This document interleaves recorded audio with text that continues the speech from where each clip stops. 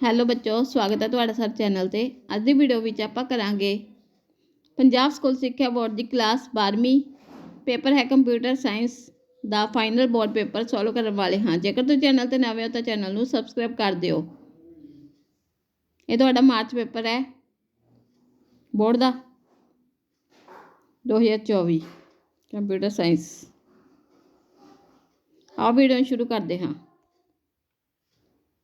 पहला है बच्चों भाग ऊड़ा बहुपसंदी प्रश्न स्पैलिंग ਅਤੇ ग्रामर ਦੀ ਜਾਂਚ ਕਰਨ ਲਈ ਡੈਸ਼ ਕੀ ਵਰਤੀ ਜਾਂਦੀ ਹੈ। ਇਹਦੀ ਸਹੀ ਆਪਸ਼ਨ ਹੈ F7। ਇਹਦੀ ਸਹੀ ਆਪਸ਼ਨ ਹੈ ਈਡੀ F7। ਅਗਲਾ ਹੈ ਡੈਸ਼ ਇੱਕ ਦੋ ਪੋਰਟ ਉਪਕਰਨ ਹੈ। ਇਹਦੀ ਸਹੀ ਆਪਸ਼ਨ ਹੈ ब्रिज। ਇਹਦੀ ਸਹੀ ਆਪਸ਼ਨ ਹੈ ब्रिज। ਅਗਲਾ ਹੈ ਡੈਸ਼ ਨਕਦੀ ਰਹਿਤ ਭੁਗਤਾਨ ਦਾ ਆਸਾਨ ਅਤੇ ਤੇਜ਼ ਤਰੀਕਾ ਹੈ। ਇਹਦੀ ਸਹੀ ਆਪਸ਼ਨ ਹੈ ਡਿਜੀਟਲ ਪੇਮੈਂਟ। ਅਗਲਾ ਹੈ ਸਕੇਲ ਆਪਸ਼ਨ ਇਮੇਜ ਦਾ ਡੈਸ਼ ਬਦਲਣ ਲਈ ਵਰਤੀ ਜਾਂਦੀ ਹੈ। ਇਹਦੀ ਸਹੀ ਆਪਸ਼ਨ ਹੈ ਆਕਾਰ। ਅਗਲਾ ਹੈ ਕੰਪਿਊਟਰ ਨੂੰ ਆਡੀਓ ਫਾਈਲਜ਼ ਚਲਾਉਣ ਲਈ ਵੱਖੋ ਵੱਖਰੇ ਡੈਸ਼ ਦੀ ਜ਼ਰੂਰਤ ਹੁੰਦੀ ਹੈ। ਇਹਦੀ ਸਹੀ ਆਪਸ਼ਨ ਹੈ ਆਡੀਓ ਕੋਡੈਕਸ।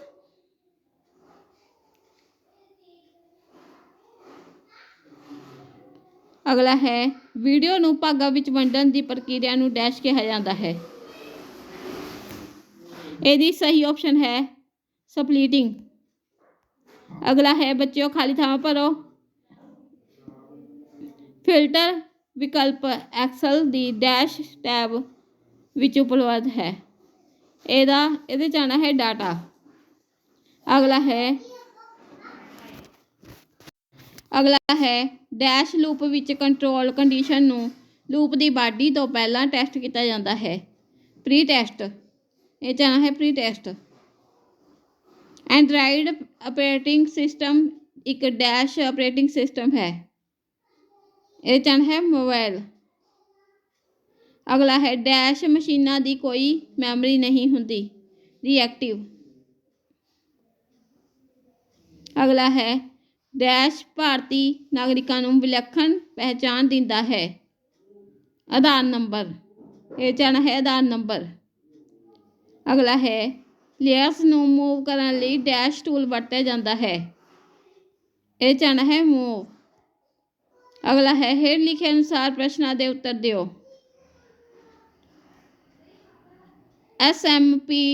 SMTP ਦਾ ਪੂਰਾ ਰੂਪ ਕੀ ਹੈ।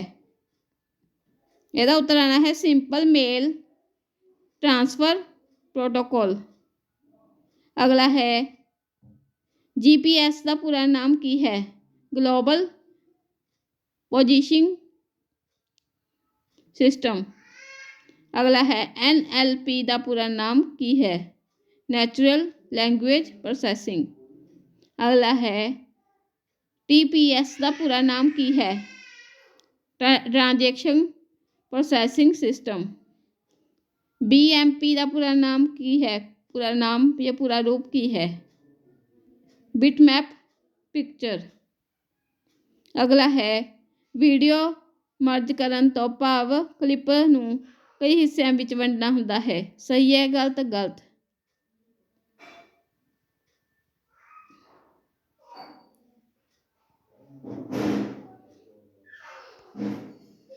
ਅਗਲਾ ਹੈ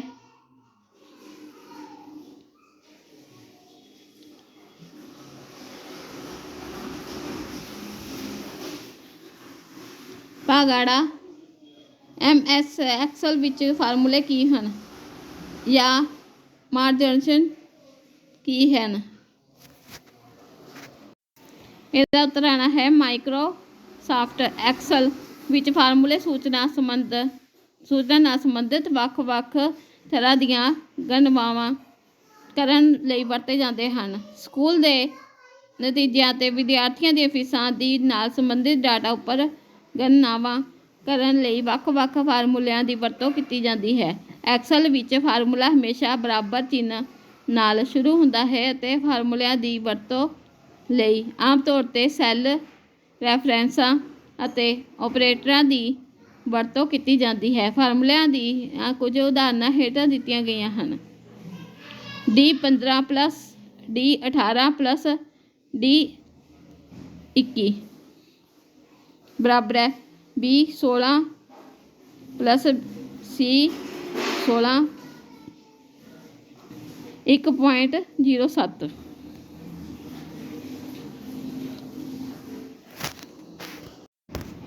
ਅਗਲਾ ਪ੍ਰਸ਼ਨ ਹੈ ਮਾਰਜਨਸ ਕੀ ਹਨ।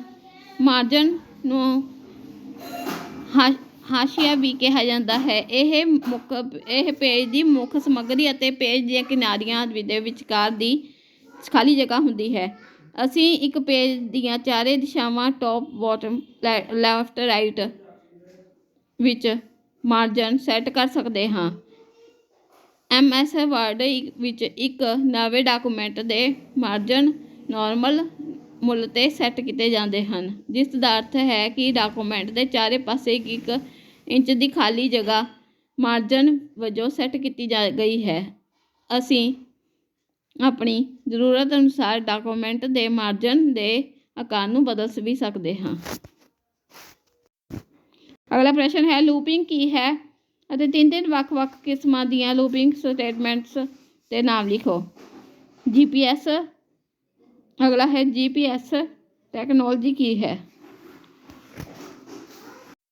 ਇਹਦਾ ਉੱਤਰ ਹੈ ਲੂਪਿੰਗ ਕੀ ਹੈ। ਤਿੰਨ ਵੱਖ-ਵੱਖ ਕਿਸਮਾਂ ਦੀਆਂ ਲੂਪਿੰਗ ਸਟੇਟਮੈਂਟਸ ਦੇ ਨਾਮ ਲਿਖੋ। ਉਹ ਕੰਟਰੋਲ ਸਟੇਟਮੈਂਟਸ ਜਿਨ੍ਹਾਂ ਦੀ ਵਰਤੋਂ ਪ੍ਰੋਗਰਾਮ ਵਿੱਚ ਹਦਾਇਤਾਂ ਦੇ ਸਮੂਹ ਨੂੰ ਦੁਹਰਾਉਣ ਲਈ ਵਰਤੀ ਜਾਂਦੀ ਹੈ, ਉਹਨਾਂ ਨੂੰ ਲੂਪਿੰਗ ਸਟੇਟਮੈਂਟਸ ਕਿਹਾ ਜਾਂਦਾ ਹੈ। ਲੂਪਿੰਗ ਸਟੇਟਮੈਂਟ ਨੂੰ ਆਈਟਰੇਟਿਵ ਸਟੇਟਮੈਂਟਸ ਵੀ ਕਿਹਾ ਜਾਂਦਾ ਹੈ। C ਭਾਸ਼ਾ ਵਿੱਚ ਹੇਠ ਲਿਖੀਆਂ ਤਿੰਨ ਲੂਪਿੰਗ ਸਟੇਟਮੈਂਟਸ ਦੀ ਵਰਤੋਂ ਕੀਤੀ ਜਾਂਦੀ ਹੈ। For loop, while loop, do while loop. ਅਗਲਾ ਪ੍ਰਸ਼ਨ ਹੈ GPS ਟੈਕਨੋਲੋਜੀ ਕੀ ਹੈ। GPS ਟੈਕਨੋਲੋਜੀ GPS ਦਾ ਪੂਰਾ ਨਾਮ ਗਲੋਬਲ ਪੋਜੀਸ਼ਨਿੰਗ ਸਿਸਟਮ ਹੈ। ਇਹ ਅੱਜ ਹਰ ਸਮਾਰਟਫੋਨ ਵਿੱਚ GPS ਉਪਲਬਧ ਹੁੰਦਾ ਹੈ। GPS ਦੀ ਵਰਤੋਂ ਕਿਸੇ ਵੀ ਜਗ੍ਹਾ ਦੀ ਭੂਗੋਲਿਕ ਸਥਿਤੀ ਲੱਭਣ ਲਈ ਕੀਤੀ ਜਾਂਦੀ ਹੈ। ਇਹ ਇੱਕ ਗਲੋਬਲ ਨੈਵੀਗੇਸ਼ਨ ਸੈਟੇਲਾਈਟ ਸਿਸਟਮ ਹੈ। ਅਸੀਂ ਇਸ ਦੀ ਮਦਦ ਨਾਲ ਕਿਸੇ ਦੋ ਸਥਾਨਾਂ ਵਿਚਕਾਰ ਦੂਰੀ ਜਾਂ ਰਸਤਾ ਲੱਭ ਸਕਦੇ ਹਾਂ। ਜਦੋਂ ਅਸੀਂ WhatsApp ਉੱਪਰ ਕਿਸੇ ਨੂੰ ਆਪਣੀ ਲਾਈਵ ਲੋਕੇਸ਼ਨ ਸੈਂਡ ਕਰ ਸਕਦੇ ਹਾਂ ਤਾਂ ਅਸੀਂ GPS ਦੀ ਵਰਤੋਂ ਕਰਦੇ ਰਹੇ ਹੁੰਦੇ ਹਾਂ।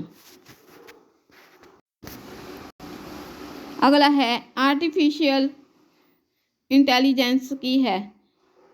ਨੈੱਟ ਬੈਂਕਿੰਗ ਬਾਰੇ ਤੁਸੀਂ ਕੀ ਨੈੱਟ ਬੈਂਕਿੰਗ ਬਾਰੇ ਜਾਣਕਾਰੀ ਦਿਓ ਜਾਂ ਈ-ਕਾਮਰਸ ਤੋਂ ਤੁਸੀਂ ਕੀ ਸਮਝਦੇ ਹੋ। ਆਰਟੀਫਿਸ਼ੀਅਲ ਇੰਟੈਲੀਜੈਂਸ ਕੀ ਹੈ। ਆਰਟੀਫਿਸ਼ੀਅਲ ਇੰਟੈਲੀਜੈਂਸ ਤੋਂ ਭਾਵ ਬੌਧਿਕ ਯੋਗਤਾ ਨੂੰ ਬਣਾਵਟੀ ਤਰੀਕੇ ਨਾਲ ਵਿਕਸਿਤ ਕਰਨਾ ਹੈ। AL ਕੰਪਿਊਟਰ ਸਾਇੰਸ ਦੀ ਇੱਕ ਅਜਿਹੀ ਸ਼ਾਖਾ ਹੈ ਜੋ ਮਸ਼ੀਨਾਂ ਨੂੰ ਮਨੁੱਖ ਦੀ ਤਰ੍ਹਾਂ ਸੂਝ-ਬੂਝ ਨਾਲ ਕੰਮ ਕਰਨ ਦੇ ਯੋਗ ਬਣਾਉਂਦੀ ਹੈ। ਆਰਟੀਫਿਸ਼ੀਅਲ ਇੰਟੈਲੀਜੈਂਸ ਦੁਆਰਾ ਮਨੁੱਖੀ ਜੀਵਨ ਨੂੰ ਆਸਾਨ ਅਤੇ ਆਰਾਮਦਾਇਕ ਬਣਾਉਣ ਲਈ ਸਮਾਰਟ ਮਸ਼ੀਨਾਂ ਵਿਕਸਿਤ ਕੀਤੀਆਂ ਜਾਂਦੀਆਂ ਹਨ। ਆਰਟੀਫਿਸ਼ੀਅਲ ਇੰਟੈਲੀਜੈਂਸ ਦੀਆਂ ਕੁਝ ਉਦਾਹਰਨਾਂ ਹਨ ਰੋਬੋਟਸ, ਸਮਾਰਟ ਕਾਰਾਂ, ਡਰੋਨ ਸਿਸਟਮ, ਅਲੈਕਸਾ ਆਦਿ। ਨੈੱਟ ਬੈਂਕਿੰਗ ਬਾਰੇ ਤੁਸੀਂ ਕੀ ਜਾਣਕਾਰੀ ਦਿਓ। ਨੈੱਟ ਬੈਂਕਿੰਗ ਨੂੰ ਇੰਟਰਨੈੱਟ ਬੈਂਕਿੰਗ ਵੀ ਕਿਹਾ ਜਾਂਦਾ ਹੈ। ਨੈੱਟ ਬੈਂਕਿੰਗ ਦੀ ਵਰਤੋਂ ਕਰਦੇ ਹੋਏ ਅਸੀਂ ਬੈਂਕਾਂ ਨਾਲ ਸੰਬੰਧਿਤ ਕਈ ਤਰ੍ਹਾਂ ਦੇ ਕੰਮ ਘਰ ਬੈਠੇ ਹੀ ਕਿਸੇ ਵੀ ਸਮੇਂ ਆਸਾਨੀ ਨਾਲ ਕਰ ਸਕਦੇ ਹਾਂ, ਜਿਵੇਂ ਕਿ ਆਪਣੇ ਬੈਂਕ ਖਾਤੇ ਦੀ ਸਟੇਟਮੈਂਟ ਦੇਖ ਸਕਦੇ ਹਾਂ, ਵੱਖ-ਵੱਖ ਕਿਸਮਾਂ ਦੀਆਂ ਆਨਲਾਈਨ ਪੇਮੈਂਟਸ ਕਰ ਸਕਦੇ ਹਾਂ, ਬਿਲਾਂ ਦਾ ਭੁਗਤਾਨ ਵੀ ਕਰ ਸਕਦੇ ਹਾਂ। ਬਚਤ ਸਕੀਮਾਂ ਵਿੱਚ ਪੈਸੇ ਟ੍ਰਾਂਸਫਰ ਕਰ ਸਕਦੇ ਹਾਂ ਆਦਿ। ਅਗਲਾ ਹੈ ਈ-ਕਾਮਰਸ ਤੋਂ ਤੁਸੀਂ ਕੀ ਸਮਝਦੇ ਹੋ? ਈ-ਕਾਮਰਸ ਨੂੰ ਇਲੈਕਟ੍ਰੋਨਿਕ ਕਾਮਰਸ ਵੀ ਕਿਹਾ ਜਾਂਦਾ ਹੈ ਜਾਂ ਇੰਟਰਨੈਟ ਕਾਮਰਸ ਵੀ ਕਿਹਾ ਜਾਂਦਾ ਹੈ। ਈ-ਕਾਮਰਸ ਤੋਂ ਭਾਵ ਹੈ ਇੰਟਰਨੈਟ ਰਾਹੀਂ ਵਸਤਾਂ ਨੂੰ ਖਰੀਦਣਾ ਜਾਂ ਵੇਚਣਾ, ਸੇਵਾਵਾਂ ਦੀ ਵਰਤੋਂ ਕਰਨਾ, ਪੈਸਿਆਂ ਦਾ ਲੈਣ ਦੇਣ ਕਰਨਾ। ਈ-ਕਾਮਰਸ ਦੀ ਮਦਦ ਨਾਲ ਵਪਾਰ ਅਤੇ ਕਾਰੋਬਾਰ ਬਹੁਤ ਪ੍ਰਫੁੱਲਤ ਹੋਏ ਹਨ। ਐਮਾਜ਼ੋਨ, ਫਲਿੱਪਕਾਰਟ, ਈਬਾਏ, OLX, ਕਿਊਕਰ ਆਦਿ ਈ-ਕਾਮਰਸ ਵੈਬਸਾਈਟਾਂ ਦੀਆਂ ਮੁੱਖ ਉਦਾਹਰਨਾਂ ਹਨ। ਅੱਗੇ ਬੱਚੋ ਭਾਗ ਈੜੀ ਵੱਡੇ ਉੱਤਰ ਵਾਲੇ ਪ੍ਰਸ਼ਨ ਨੇ 6 ਅੰਕਾਂ ਵਾਲੇ। ਨੈਟਵਰਕ ਯੰਤਰ ਕੀ ਹਨ? ਕਿਸੇ 3 ਨੈਟਵਰਕ ਯੰਤਰਾਂ ਦਾ ਵਰਣਨ ਕਰੋ। ਜਾਂ ਸੰਚਾਰ ਮੋਡ ਕੀ ਹੈ? ਇਸ ਦੀਆਂ ਕਿਸਮਾਂ ਨੂੰ ਪਰਿਭਾਸ਼ਿਤ ਕਰੋ। ਅਗਲਾ ਹੈ ਈ-ਗਵਰਨੈਂਸ ਦੇ ਲਾਭ ਅਤੇ ਹਾਨੀਆਂ ਕੀ ਹਨ? ਜਾਂ ਆਧਾਰ ਕੀ ਹੈ? ਇਸ ਦੀਆਂ ਵਿਸ਼ੇਸ਼ਤਾਵਾਂ ਦੀ ਵਿਆਖਿਆ ਕਰੋ। ਨੈਟਵਰਕ ਯੰਤਰ ਕੀ ਹਨ? ਕਿਸੇ 3 ਨੈਟਵਰਕ ਯੰਤਰਾਂ ਦਾ ਵਰਣਨ। ਨੈਟਵਰਕ ਯੰਤਰ ਤੋਂ ਭਾਵ ਹੈ ਕਿ ਉਹ ਹਾਰਡਵੇਅਰ ਯੰਤਰ ਹੈ ਜੋ ਨੈਟਵਰਕ ਬਣਾਉਣ ਲਈ ਵਰਤੇ ਜਾਂਦੇ ਹਨ। ਵੱਖ-ਵੱਖ ਕਿਸਮਾਂ ਦੇ ਨੈਟਵਰਕਾਂ ਲਈ ਵੱਖ-ਵੱਖ ਤਰ੍ਹਾਂ ਦੇ ਨੈਟਵਰਕ ਯੰਤਰਾਂ ਦੀ ਵਰਤੋਂ ਕੀਤੀ ਜਾਂਦੀ ਹੈ, ਜਿਵੇਂ ਕਿ ਸਵਿੱਚ, ਹੱਬ, ਰਾਊਟਰ, ਬ੍ਰਿਜ, ਗੇਟਵੇ, ਰਾਊਟਰ ਆਦਿ। ਕੁਝ ਮੁੱਖ ਨੈਟਵਰਕ ਯੰਤਰਾਂ ਦਾ ਵਰਣਨ ਇਸ ਪ੍ਰਕਾਰ ਹੈ। ਸਵਿੱਚ ਇਹ ਉਪਕਰਣ ਇੱਕ ਨੈਟਵਰਕ ਵਿੱਚ ਮੌਜੂਦ ਵੱਖ-ਵੱਖ ਡਿਵਾਈਸਾਂ ਜਿਵੇਂ ਕਿ ਕੰਪਿਊਟਰਸ, ਪ੍ਰਿੰਟਰਸ, ਰਾਊਟਰਸ ਜਾਂ ਹੋਰ ਸਵਿੱਚਾਂ ਨੂੰ ਆਪਸ ਵਿੱਚ ਜੋੜਨ ਦਾ ਕੰਮ ਕਰਦਾ ਹੈ ਤਾਂ ਕਿ ਇਹ ਡਿਵਾਈਸ ਆਪਸ ਵਿੱਚ ਸੰਚਾਰ ਕਰਨ ਯੋਗ ਬਣ ਸਕਣ।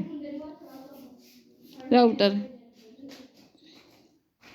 ਇਹ ਉਪਕਰਣ ਸਾਡੇ ਨੈਟਵਰਕ ਨੂੰ ਇੰਟਰਨੈਟ ਨਾਲ ਜੋੜਨ ਲਈ ਵਰਤਿਆ ਜਾਂਦਾ ਹੈ। ਇਹ ਇੱਕ ਸਵਿੱਚ ਵਰਗਾ ਹੀ ਉਪਕਰਣ ਹੁੰਦਾ ਹੈ ਜੋ ਡਾਟਾ ਪੈਕੇਟ ਨੂੰ ਉਸ ਦੇ IP ਐਡਰੈਸ ਦੇ ਆਧਾਰ 'ਤੇ ਨੈਟਵਰਕ ਉੱਪਰ ਭੇਜਦਾ ਹੈ। ਬ੍ਰਿਜ ਇਹ ਇਸ ਉਪਕਰਣ ਦੀ ਵਰਤੋਂ 2 ਵੱਖਰੇ ਈਥਰਨੈਟ ਨੈਟਵਰਕਾਂ ਨੂੰ ਆਪਸ ਵਿੱਚ ਜੋੜਨ ਲਈ ਕੀਤੀ ਜਾਂਦੀ ਹੈ। ਡਾਟਾ ਪੈਕੇਟਸ ਨੂੰ ਨੈਟਵਰਕ ਵਿੱਚ ਅੱਗੇ ਭੇਜਣ ਲਈ ਇਹ ਮੈਕ ਐਡਰੈਸ ਦੀ ਵਰਤੋਂ ਕਰਦਾ ਹੈ ਅਤੇ ਇਸ ਦੀ ਉਪਕਰਣ ਵਿੱਚ ਸਿਰਫ ਇੱਕ ਇਨਪੁੱਟ ਪੋਰਟ ਅਤੇ ਇੱਕ ਆਉਟਪੁੱਟ ਪੋਰਟ ਹੁੰਦਾ ਹੈ, ਇਸ ਲਈ ਇਸ ਨੂੰ 2 ਪੋਰਟ ਉਪਕਰਣ ਵੀ ਕਿਹਾ ਜਾਂਦਾ ਹੈ। ਅਗਲਾ ਪ੍ਰਸ਼ਨ ਹੈ ਸੰਚਾਰ ਮੋਡ ਕੀ ਹੈ? ਇਸ ਦੀਆਂ ਕਿਸਮਾਂ ਨੂੰ ਪਰਿਭਾਸ਼ਿਤ ਕਰੋ। ਸੰਚਾਰ ਮੋਡ ਨੂੰ ਟ੍ਰਾਂਸਮਿਸ਼ਨ ਮੋਡ ਦੇ ਤੌਰ 'ਤੇ ਵੀ ਜਾਣਿਆ ਜਾਂਦਾ ਹੈ। ਕਿਸੇ ਨੈਟਵਰਕ ਨਾਲ ਜੁੜੇ ਹੋਏ 2 ਯੰਤਰਾਂ ਵਿਚਕਾਰ ਡਾਟਾ ਅਤੇ ਜਾਣਕਾਰੀ ਨੂੰ ਤਬਦੀਲ ਕਰਨ ਦੀ ਵਿਧੀ ਨੂੰ ਟ੍ਰਾਂਸਮਿਸ਼ਨ ਮੋਡ ਕਿਹਾ ਜਾਂਦਾ ਹੈ। ਟ੍ਰਾਂਸਮਿਸ਼ਨ ਮੋਡ ਦੀਆਂ 3 ਕਿਸਮਾਂ ਦੇ ਹੁੰਦੇ ਹਨ। ਟ੍ਰਾਂਸਮਿਸ਼ਨ ਸੰਚਾਰ ਮੋਡਸ ਸਿੰਪਲੈਕਸ ਮੋਡ ਇਸ ਸੰਚਾਰ ਮੋਡ ਵਿੱਚ ਸੰਚਾਰ ਇੱਕ ਦਿਸ਼ਾਵੀ ਹੁੰਦਾ ਹੈ। ਇਸ ਮੋਡ ਵਿੱਚ ਸ਼ਾਮਲ ਉਪਕਰਣਾਂ ਵਿੱਚੋਂ ਸਿਰਫ ਇੱਕ ਉਪਕਰਣ ਸਿਗਨਲ ਭੇਜ ਸਕਦਾ ਹੈ ਅਤੇ ਦੂਸਰਾ ਸਿਰਫ ਸਿਗਨਲ ਪ੍ਰਾਪਤ ਕਰ ਸਕਦਾ ਹੈ। ਉਦਾਹਰਣ ਲਈ ਕੀਬੋਰਡ ਅਤੇ ਕੰਪਿਊਟਰ ਦੇ ਵਿਚਕਾਰ ਸੰਚਾਰ। ਹਾਫ ਡੁਪਲੈਕਸ ਮੋਡ ਇਸ ਸੰਚਾਰ ਵਿੱਚ ਸੰਚਾਰ ਦਾ ਪ੍ਰਵਾਹ ਦੋਵੇਂ ਦਿਸ਼ਾਵਾਂ ਵਿੱਚ ਹੋ ਸਕਦਾ ਹੈ, ਪਰੰਤੂ ਇੱਕ ਸਮੇਂ ਵਿੱਚ ਸਿਰਫ ਇੱਕ ਹੀ ਉਪਕਰਣ ਹੀ ਸੰਚਾਰ ਵਿੱਚ ਕਰਨ ਯੋਗ ਹੁੰਦਾ ਹੈ।